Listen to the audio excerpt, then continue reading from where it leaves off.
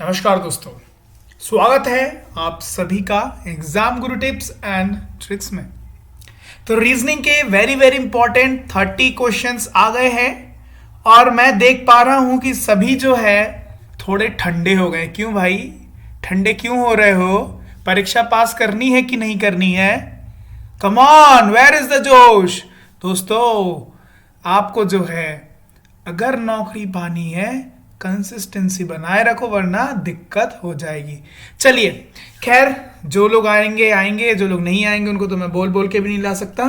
मेरा काम है पढ़ाना, जो मैं कंटिन्यूअस डेली ला रहा हूँ। और आपका एज अ विद्यार्थी ये काम होना चाहिए कि आप डेली वीडियो को देखें और जो है प्रैक्टिस करते रहें। तो आइए शुरू करते हैं आज का session. Very very important 30 question. तो पहला question, let me tell you, ये सारे के सारे क्वेश्चंस ग्रुप डी के हैं। तो आइए शुरू करते हैं, पजल करेंगे अच्छी तरीके से, बिल्कुल मजा आ जाएगा वीडियो में। चलिए, पहला क्वेश्चन। प्रश्न, एक कूट भाषा में सेन का अर्थ क्या है? पहला बोल रहा है इस कूट भाषा में यू आर ब्यूटीफुल को सेंटोकी के रूप में लिखा जाता है। इसी कूट भाषा में you will you have coffee को टी सिन ए टोसी के रूप में लिखा जाता है। देखो जरा, पहले और दूसरे कथन को जरा ध्यान से देखो। क्या सेम दिख रहा है? यू। और कुछ सेम दिख रहा है क्या? नहीं। और यहां वही सेन है। दैट मीन्स सेन का अर्थ पता करने के लिए मुझे दोनों कथन अनिवार्य रूप से पता होने, दोनों ही कथनों की अनिवार्य रूप से जरूरत है। तो कौन सा ऑप्शन हो जाएगा? ऑप्शन नंबर आपका दोनों अनिवार्य, ऑप्शन नंबर ए सही उत्तर हो जाएगा। ठीक, चलिए नेक्स्ट क्वेश्चन। यदि ग्रेटर का तात्पर्य है प्लस, लेस देन का तात्पर्य है माइनस, प्लस का तात्पर्य है डिवाइड, माइनस का तात्पर्य है क्या इज इक्वल टू, हैश का तात्पर्य है मल्टीप्लाई, मल्टीप्लाई का तात्पर्य है greater than, is equal to का तात्पर्य है लेस देन, तो निम्नलिखित में से कौन सा कथन चुने? चलिए, सही कथन चुनना है। पहले वाले में प्लस की जगह क्या रखना पड़ेगा? प्लस की जगह पर डिवाइड आओ करते हैं। 6 डिवाइडेड बाई 3, ग्रेटर की जगह प्लस 8, इज इक्वल टू की जगह लेस देन 4, प्लस की जगह पर डिवाइड 2 एंड लेस देन के जगह पर 1। ठीक है, -1। ओके, सो यहां कितना हो गया? 2 प्लस 8, मतलब यहां कितना हो गया? 10। 10 क्या छोटा है? कितना हो गया ये? 2 माइनस 1, 1 ना ना ना, ये तो हो गया कट। नेक्स्ट देखते हैं, ऑप्शन नंबर बी उठाते हैं। आइए इसको यहां लिखा जाए। सो 9 लेस देन का क्या हो जाएगा? -6 है ना, -6 प्लस की जगह पर डिवाइडेड 3 इज इक्वल टू के जगह पर लेस देन 7 और ग्रेटर की जगह +4। लेट अस सी। तो यहां क्या हो गया? 9 माइनस 2, मतलब यहां हो गया 7 is less than 7 plus 4, that means 11। Yes, हमको मिल गया। ऑप्शन नंबर बी हमारा करेक्ट आंसर हो गया। चलिए नेक्स्ट क्वेश्चन देखते हैं। प्रश्न कह रहा है आज ट्रेन कितने बजे छूटी? आज ट्रेन कितने बजे छूटी? कथन पहला कह रहा है ट्रेन सामान्यतः अपने समय पर छूटती है और निर्धारित प्रस्थान समय 15:30 है। देखो, सामान्य तौर पर जो है वो छूटती है कितने? अपने समय पर ही। और निर्धारित समय क्या है? दोपहर के 3:30 बजे, 15:30 पर। इसका मतलब आज ट्रेन कितने बजे छूटी? सामान्य तौर पर जो छूटेगी आज के दिन भी मैं वही सोचूंगा छूटेगी, है ना। इसका मतलब इन दोनों कथनों की आवश्यकता है, तो मुझे पता चल जाएगा 15:30 पे जो है ट्रेन छूटी। ऑप्शन नंबर ए, दोनों कथन आवश्यक है। ठीक है, नेक्स्ट क्वेश्चन देखते हैं। रैंकिंग का क्वेश्चन है, रेखा सुमिता से छोटी है किंतु रीना से बड़ी है। रीना गायत्री से बड़ी है। उसके बाद क्या बोला? शर्मिला रानी से बड़ी है किंतु रेखा से छोटी है। इनमें से सबसे छोटी कौन है? आइए बनाते हैं। रेखा सुमिता से छोटी है, सुमिता से छोटी है, किंतु रीना से बड़ी है, किंतु रीना से बड़ी है कौन? रेखा। बन गया ये। आगे देखते हैं। रीना गायत्री से बड़ी है, रीना गायत्री से बड़ी है। ठीक है, उसके बाद क्या बोल रहा है, शर्मिला रानी से सॉरी रीना से बड़ी है किंतु रेखा से छोटी। तो यहां कौन आ जाएगा बीच में, शर्मिला, शर्मिला। ठीक, तो सबसे छोटी कौन हुई, गायत्री हुई। ऑप्शन नंबर डी आपका सही उत्तर हो जाएगा। नेक्स्ट, यदि ए का अर्थ जोड़, बी का अर्थ घटाओ, सी का अर्थ गुना, डी का अर्थ भाग, तो इनमें से कौन सा सही है। पहला वाले में देखते हैं। देखो ऐसे टाइप के अपने क्वेश्चन किए हैं, ध्यान से चारों ऑप्शन को देखो, तो ध्यान से जरा ऑप्शनों को देखो। ऑप्शन नंबर बी देखो, 8 8 8 8 8। कुछ ये वाला ऑप्शन सब समझ में आ रहा है। चलो ये वाला देखते हैं, सॉल्व करते हैं। 8, सी मतलब गुणा 8, ए मतलब जोड़ 8, डी मतलब भाग 8। ठीक, फिर बी मतलब घटाओ 8। क्या ये 57 है, देखते हैं। तो कितना हो गया, 64 plus 1 minus 8, that means 64 minus 7, yes it is equal to 57। That means option number B हमारा सही उत्तर हो गया। नेक्स्ट देखता है ये, शिप्रा अपनी दादी के घर जाने के लिए अपने घर से निकलकर बाई ओर मुड़ जाती है। कुछ दूर चलकर वह क्रमशः दाएं दाएं बाएं फिर दाएं मुड़ जाती है। अब वह अपनी दादी के घर में प्रवेश द्वार के सामने खड़ी है। यदि शिप्रा का घर पूर्वाभिमुख यानी पूर्व दिशा में है तो उसकी दादी का घर का मुहाना किस दिशा में है। तो शिप्रा का घर किस दिशा पर है, पूर्व की दिशा कर है, पूर्व की दिशा में मतलब इस डायरेक्शन पर है। ठीक है, अब मैं यहां से स्टार्ट करूंगा, मुझे पता चल गया पूर्व दिशा में है। अब मैं कहां से स्टार्ट करूंगा, कहां, उसके घर से निकलकर बाईं ओर से यहां से स्टार्ट करना है।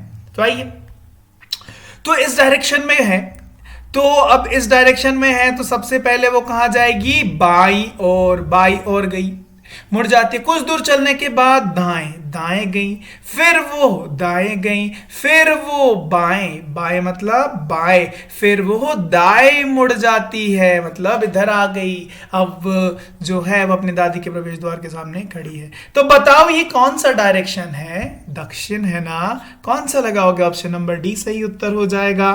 नेक्स्ट देखते हैं, नीचे एक साधारण अंग्रेजी शब्द का व्यवस्थित रूप दिया गया है। शब्द का पता लगाकर बताएं कि वो क्या है। क्या दिख रहा है, बताओ जल्दी, क्या दिख रहा है जो आप डेली अक्सर खाया करते हैं, जिसका चोखा बनाया जाता है, क्या है, आलू, पोटैटो। तो ये क्या है, एक प्रकार की सब्जी है। चलो, चित्रा ने दिव्या का परिचय चित्रा की बहन के पति के बेटी के इकलौती मौसी की सास के रूप में कराया। चित्रा दिव्या की क्या है, देखो जरा। चित्रा ने दिव्या का परिचय, किसका परिचय, दिव्या का परिचय चित्रा की बहन। सो चित्रा की बहन के पति के बेटी की एकमात्र इकलौती मौसी कौन हो गई, ये चित्रा खुद ही हो जाएगी कि मौसी की सास मतलब इसके हस्बैंड का मां है ना, सास के रूप ये कौन है, फिर ये दोगे दिव्या में कराया। तो चित्रा दिव्या की क्या लगी, बहू लगेंगी ना। ऑप्शन नंबर ए सही उत्तर हो गया। ठीक है, चलिए नेक्स्ट क्वेश्चन देखा जाए।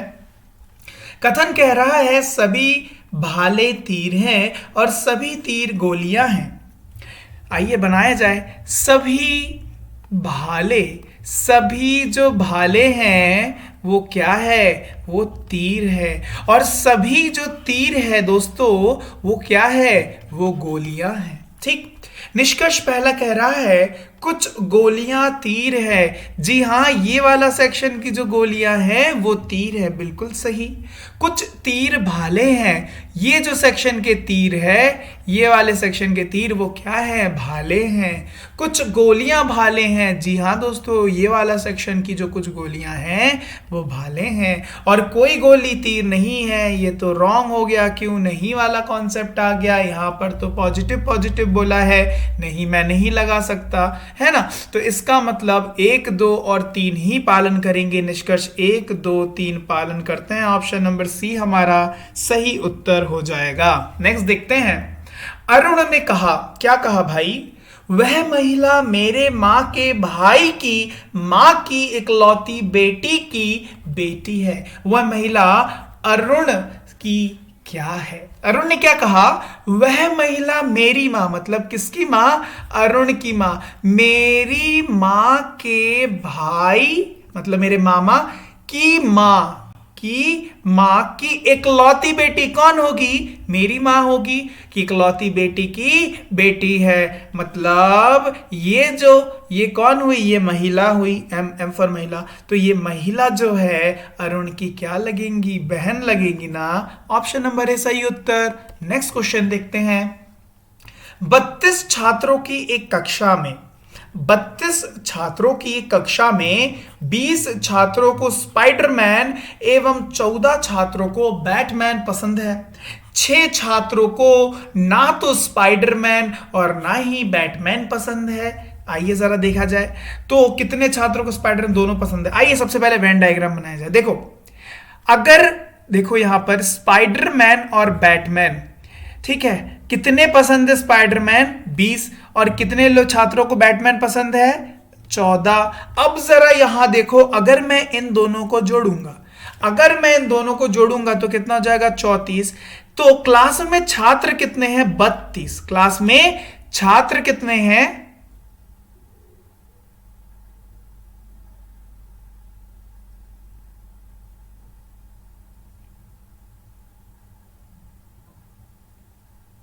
एक सेकेंड।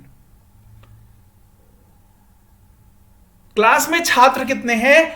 32। देखो ये ज्यादा हुआ, इसका मतलब भाई दो लोग नहीं, कुछ लोग जो हैं इसमें दोनों पसंद करने वाले, ठीक है। अब वो कितने हैं अब जरा मैं दिखाऊंगा। देखो जरा ध्यान से, ये 20 और ये 14 कितने हुए? ये 20 और ये 14 जो है, अगर मैं इन दोनों को जोड़ूंगा आएगा कितना? 34।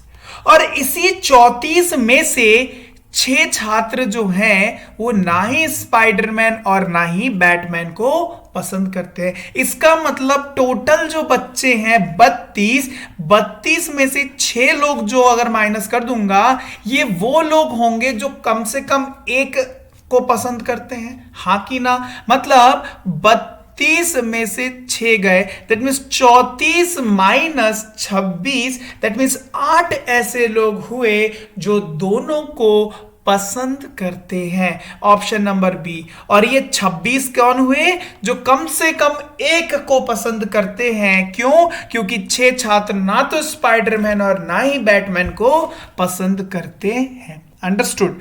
नेक्स्ट क्या कह रहा है? नेक्स्ट आपका बोल रहा है क्या कि कितने छात्र या तो स्पाइडरमैन या तो बैटमैन को पसंद करते हैं। अभी मैंने बताया वो कितने लोग हैं, वो कितने हैं? ये 26 है। कितने हैं? 26। ऑप्शन नंबर बी सही उत्तर हो जाएगा। नेक्स्ट क्वेश्चन देखते हैं।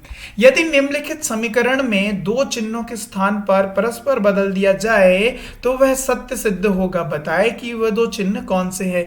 जरा ध्यान से देखो इस इक्वेशन में दो साइन को ऑप्शंसों में से एक दूसरे के साथ इंटरचेंज करना है जिससे सही उत्तर 21 आ जाए। देखो जरा, पहला उठाया जाए डिवाइड एंड माइनस। डिवाइड, अगर मैं यहां पर माइनस रखूंगा और यहां डिवाइड, तो देखो जरा मामला गड़बड़ा जाएगा, पॉइंट में आएगा लेकिन 21 तो होल में है, इसका मतलब ये नहीं। दूसरा वाला देखो डिवाइड एंड प्लस, जरा देखा जाए प्लस की जगह पर डिवाइड और डिवाइड की जगह पर प्लस, मल्टीप्लाई बाय 3 माइनस 2, यहां कितना हुआ? 8 प्लस 3 = 15 माइनस 2 दैट मीन्स 13, 13 और 8 21। जी बिल्कुल, ऑप्शन नंबर बी हमारा सही उत्तर हो गया। नेक्स्ट क्वेश्चन देखते हैं। Okay, very good question. 8 मित्र, क्या नाम है? रीता, प्रिया, सीता, आरती, साहिल, समीर, विश्वास और अनिल एक गोले मेज के चारों ओर बैठे हैं। कितने लोग? 8। उन सभी का मुंह एक ही और है, तो मैं कंसीडर करूंगा मिडिल में, मतलब मिडिल बोले तो केंद्र की तरफ है। रीता का पति मेज पर ठीक उसके सामने बैठा है। प्रिया का पति और उसकी सबसे अच्छी सहेली रीता उसके अगल बगल बैठी है। मतलब प्रिया जो है अपने पति के भी बगल में बैठी है और रीता के भी बगल में बैठी है। मतलब अगल बगल में मतलब दोनों के बीच में बैठेगी, समझ रहे हो? आगे देखो, समीर अनिल के ठीक बाई ओर तथा रीता के दाएं से तीसरे स्थान पर बैठा है। आरती रीता से ठीक दाहिने और समीर की पत्नी के ठीक बाएं बैठा है। इस समूह में केवल आरती और साहिल ही अविवाहित है। कौन दो अविवाहित है? आरती और साहिल। बाकी सारे लोग जो है एक दूसरे के हस्बैंड एंड वाइफ हैं। अब देखते हैं इसको बनाया जाए। आइए इसको बनाया जाए। कितने लोग हैं? 8 लोग हैं। कितने हैं? मैंने माना केंद्र की तरफ मुंह करके, इसमें बोला गया है कि उन सब का मुंह एक ही ओर है, तो मैंने क्या मान लिया? केंद्र की ओर मुंह करके बैठे हुए हैं। अब बोल रहे रीता का पति मेज पर ठीक उनके सामने बैठा है। अगर मैं रीता को यहां बैठा दूं तो यहां पर कौन बैठेगा? रीताज हबी बैठेगा। कौन? रीता का हबी, हस्बैंड बैठेगा। ठीक है, आगे जरा देखा जाए। क्या बोल रहा है? प्रिया का पति और उसके सबसे अच्छी सहेली रीता उसके अगल बगल बैठी है। अगर मैंने प्रिया को यहां बैठा दिया तो यहां हो गया प्रिया का पति, प्रिया का पति। ठीक है, तो देखो प्रिया जो अपने पति के भी बगल में और रीता के भी बगल में बैठे हुए। ठीक है, यहां तक क्लियर। आगे देखो। अब आप ये बोल सकते हो कि आपने यहां क्यों नहीं बिठाला? बिल्कुल यहां बिठा सकते थे। अभी हम लोग हिट एंड ट्रायल लगा रहे हैं ना, क्योंकि आपको जो है हिट एंड ट्रायल लगाते हुए ही आगे बढ़ना है। आगे देखो, समीर अनिल के ठीक बाई ओर है। समीर जो है अनिल के ठीक बाई ओर है तथा रीता के दाएं से तीसरा।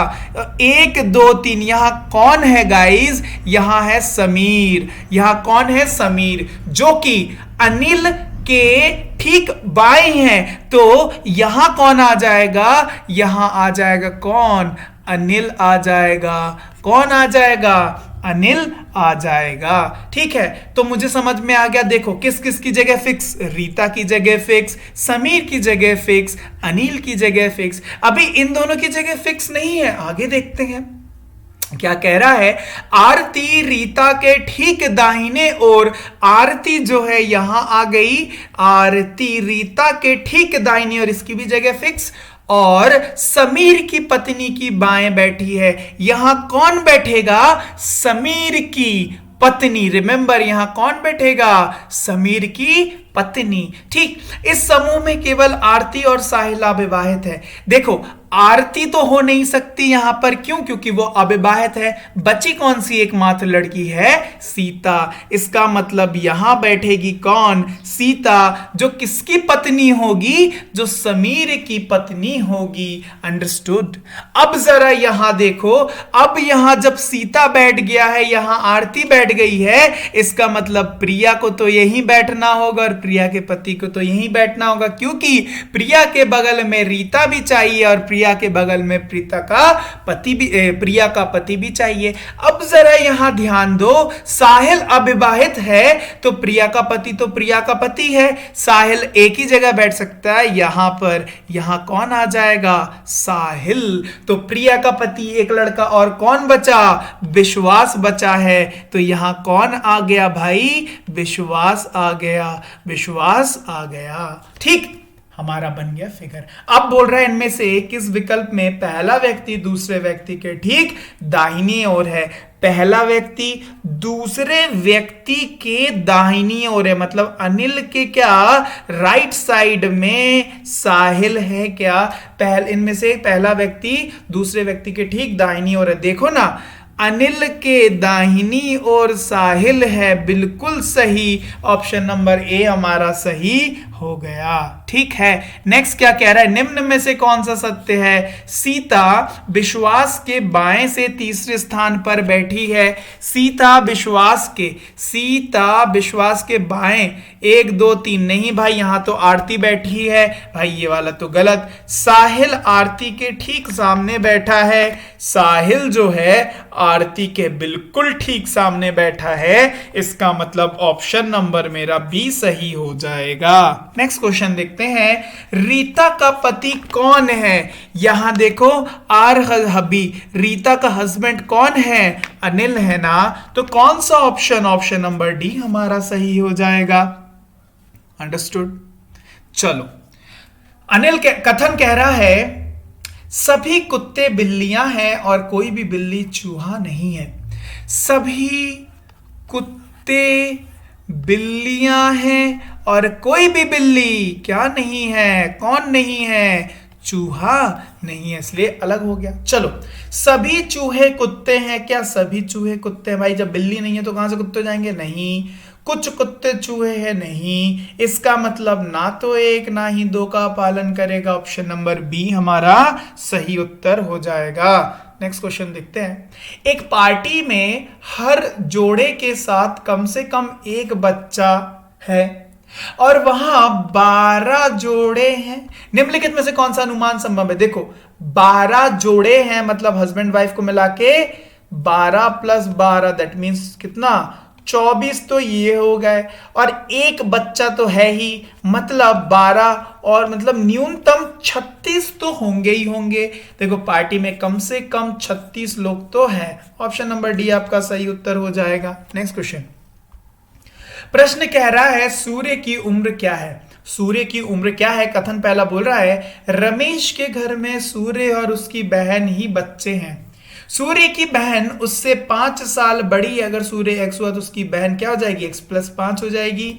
और इसी वर्ष सूर्य की बहन 15 साल की हुई है। भाई इसकी वैल्यू 15 दे दी तो x की वैल्यू नहीं बता दूंगा, 10 है। इसका मतलब सेकंड और थर्ड कथन से ही मैं सूर्य की उम्र बता दूंगा। इसका मतलब 2 और 3 पर्याप्त है। ऑप्शन नंबर बी हमारा सही उत्तर हो गया। नेक्स्ट क्वेश्चन देखते हैं, 55 छात्रों की एक कक्षा में 40 छात्रों को विज्ञान एवं 29 छात्रों को गणित पसंद है। यदि प्रत्येक छात्र को कम से कम एक विषय पसंद है तो निम्न प्रश्नों का उत्तर दें। देखो 40 और कितना? 29, ठीक है, 29, 40 और 29 टोटल कितने हुए? 69। भाई इस 69 में ऐसे लोग होंगे जो दोनों विषय को पसंद करते हैं। तो टोटल छात्र स्कूल में क्लास में कितने थे? 55। तो एक्सेस कितना हुआ? जरा ध्यान से देखो कितना एक्सेस हुआ? ये 14। कितना? और यही 14 जो है ये दोनों विषय को पसंद करते हैं। तो वेन डायग्राम जल्दी से बना लिया जाए। तो अगर मैं इसको दे दूं क्या? अगर मैं इसको दे दूं विज्ञान और इसको मैं दे दूं क्या? इसको मैं दे दूं गणित, तो देखो दोनों को पसंद करने वाले 14, ठीक है, गणित को पसंद करने, विज्ञान को पसंद करने वाले 40, 14 हो चुके हैं। तो यहां कितना हो जाएगा? 26 हो गया। और यहां देखो 29 छात्र गणित को पसंद करते हैं, 14 हो चुका है। तो सिर्फ मैथ्स को पसंद करने वाले 15। ठीक, अब जरा कितने छात्रों को विज्ञान और गणित दोनों पसंद है? विज्ञान और गणित 14 लोगों को पसंद है। ऑप्शन नंबर सी आपका सही उत्तर। नेक्स्ट क्या बोल रहा है? कितने छात्रों को केवल विज्ञान पसंद है? केवल विज्ञान कितने? 26। कौन सा ऑप्शन? ऑप्शन नंबर ए आपका सही उत्तर। नेक्स्ट, समूह में असंबद्ध संख्याओं का पता लगाएं। 101, 242, 363, 484। देखो पहला और आखिरी नंबर को जोड़ के बीच वाला नंबर बन रहा है। पहला और आखिरी को जोड़ के बीच वाला नंबर, बट यहां हो रहा है क्या? जी नहीं, अलग कौन हो गया? Option number B. Next question देखो, निम्नांकित अव्यवस्थित अक्षरों को पुनर्व्यवस्थित करें और सार्थक अंग्रेजी शब्द बनाएं जो उनमें से शब्द जो है बाकी से भिन्न है। ओके, बाकी से भिन्न। जरा यहां देखो OTOR क्या समझ में आ रहा है भाई? रूट, क्या? जड़। और उसके बाद ये क्या समझ में आ रहा है? हूट। हूट मतलब क्या होता है? आउल की आवाज, आउल जो चिल्लाती हो। उसके बाद ये क्या दिख रहा है? DESE। क्या दिख रहा है? सीड। क्या दिख रहा है? बीज। और ये क्या दिख रहा है? ट्री, पेड़। तो भैया ये और पहला तो एक प्लांट्स ही है और उसके पास हूट तो आउल की आवाज है, अलग कौन हो गया? Option number B. Next question, कथन पहला बोल रहा है हाल ही के दिनों में इलेक्ट्रॉनिक पुस्तकों का उपयोग काफी बढ़ गया है। सेकंड बोल रहा है मुद्रित पुस्तकें महंगी है। ओके, निष्कर्ष देखते हैं। भाई वही मैं लूंगा जो 100% कथन से 100% ना 1% का भी कंफ्यूजन नहीं होना चाहिए, मैं वो वाला निष्कर्ष लूंगा। आजकल कोई भी पुस्तक नहीं पढ़ता, बिल्कुल नहीं।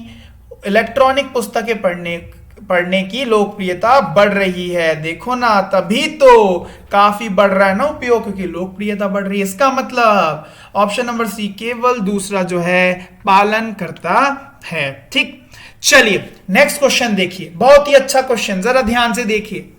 एक परिवार के सदस्य और उनके रिश्ते का उल्लेख निम्न अनुसार है। सूचना को ध्यान से पढ़ें और प्रश्न के उत्तर दें। क्या बोल रहा है?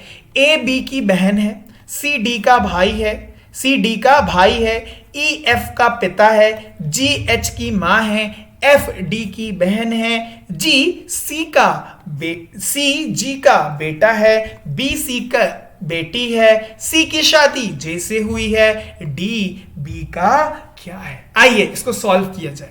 ए बी की बहन है तो भाई ए कौन हो गई? बहन हो गई किसकी? बी की। आगे देखो, सी डी का भाई है, इसको मैं लूंगा क्या? अभी इसको नहीं लूंगा। क्यों नहीं लूंगा? क्योंकि मुझे अभी सी और डी के बारे में नहीं पता है, तो मैं उसको छोड़ के आगे बढ़ जाऊंगा। आगे देखो, इस स्टेटमेंट को मैंने लिख दिया है। ई एफ का पिता है, नहीं पता, छोड़ के आगे बढ़ो। जी एच की मां नहीं पता, आगे बढ़ो। एफ डी का नहीं पता, आगे बढ़ो। जी सी का नहीं पता, आगे बढ़ो। बी सी का, जी हां बी मिल गया, तो बी जो है सी की बेटी है, तो बी कौन हुई? बेटी हुई किसकी? सी की।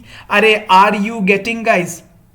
मिल रहा है ना, समझ में आ रहा है ना? आगे देखो जरा, सी की बेटी है और सी की शादी जैसे हुई है, तो सी की शादी जैसे हुई है। लेकिन अभी मुझे ये नहीं पता कि सी लड़का है या जे लड़का है, सी लड़की है या जे लड़की है ना। बस मुझे पता है कि सी और जे एक साथ कपल हैं। ठीक है, आगे जरा आगे बढ़ते हैं। देखो आगे यहां तक हो गया। अब मुझे कौन कौन पता चल गया? ए बी सी और जे। तो यहां जो सेकंड वाला था,